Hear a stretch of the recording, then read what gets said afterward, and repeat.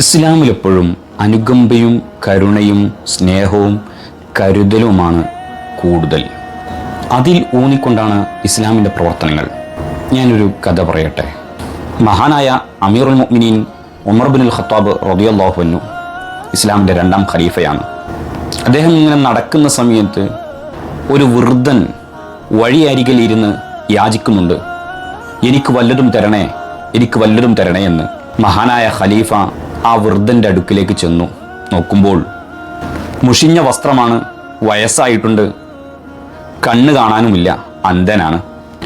ഖലീഫയുടെ കാലടി ശബ്ദം കേട്ട് അദ്ദേഹം വീണ്ടും ചോദിക്കാൻ തുടങ്ങി, എന്നെ സഹായിക്കണേ, എനിക്ക് വല്ലതും തരണേ, വിശപ്പടക്കാൻ എനിക്ക് വല്ലതും തരണേ എന്ന്. അപ്പോൾ ഖലീഫ ചോദിച്ചു, നിങ്ങൾക്ക് ആരുമില്ലേ എന്ന്. ഖലീഫയോട് അദ്ദേഹം പറഞ്ഞു, എനിക്കാരുമില്ല, പ്രായമായി, ജോലി ചെയ്യാൻ കഴിയുന്നുമില്ല, മാത്രമല്ല കണ്ണിന് കാഴ്ചയുമില്ല, എനിക്ക് വിശപ്പടക്കണം, യഹൂദനായതിനാൽ സർക്കാരിന് ജിസിയ നൽകുകയും വേണം. ആ വൃദ്ധൻ ഖലീഫയോട് പറഞ്ഞു. ഖലീഫ അദ്ദേഹത്തെ കുറച്ചു നേരം ഇങ്ങനെ നോക്കി നിന്നു. എന്നിട്ട് ആ വൃദ്ധൻ്റെ കയ്യും പിടിച്ച് എഴുന്നേൽപ്പിക്കാൻ ശ്രമിച്ചു. ഉടനെ ആ വൃദ്ധൻ ഒരു വടിയും കുത്തിപ്പിടിച്ച് എഴുന്നേറ്റു. അപ്പോൾ വൃദ്ധൻ ചോദിച്ചു, നിങ്ങൾ ആരാ? അപ്പോൾ ഖലീഫ പറഞ്ഞു, പേടിക്കണ്ട, ഞാൻ നിങ്ങളെ ഒരു മകനാണെന്ന് കരുതിയാൽ മതി.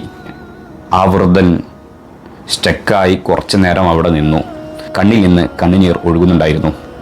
ഖലീഫ അത് തുടച്ചു കൊടുത്തു. എന്നിട്ട് തൻ്റെ വീട്ടിലേക്ക് കൊണ്ടുപോയി നല്ല ഭക്ഷണം കൊടുത്തു. അപ്പോൾ വൃദ്ധൻ പറഞ്ഞു, ഞാൻ ഒരുപാട് കാലമായി ഇത്ര നല്ല രുചിയുള്ള ഭക്ഷണം കഴിച്ചിട്ട്. അദ്ദേഹം സ്വാദിഷ്ടമായ നല്ല ഭക്ഷണം വയറു നിറയെ കഴിച്ചു. പോകാനൊരുങ്ങിയപ്പോൾ ഖലീഫ പറഞ്ഞു, കുറച്ച് വിശ്രമിച്ചിട്ട് പോകാം, വെയിലൊന്ന് തണുത്തോട്ടെ. അങ്ങനെ ഖലീഫ വിരിച്ചു കൊടുത്ത പായയിൽ അദ്ദേഹം കിടന്നു. ഇങ്ങനെ ഒന്ന് മയങ്ങി. കുറച്ച് കഴിഞ്ഞ് വെയിലൊക്കൊന്നാറിയതിനു ശേഷം പോകാനൊരുങ്ങിയപ്പോൾ ഖലീഫ ഒരു പണക്കിഴി കയ്യിൽ കൊടുത്തു.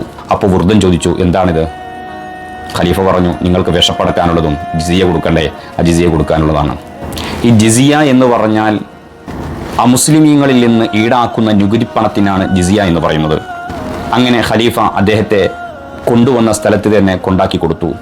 തിരിച്ചു വന്ന് ഖലീഫ ഒരു ഉത്തരവിട്ടു, നിർധനർ, അന്ധർ, നിസ്സഹായാവസ്ഥയിൽ കഴിയുന്നവർ, ഇവരിൽ നിന്ന് ജിസിയ ഈടാക്കാൻ പാടില്ല എന്ന്. അതാണ് കാരുണ്യം.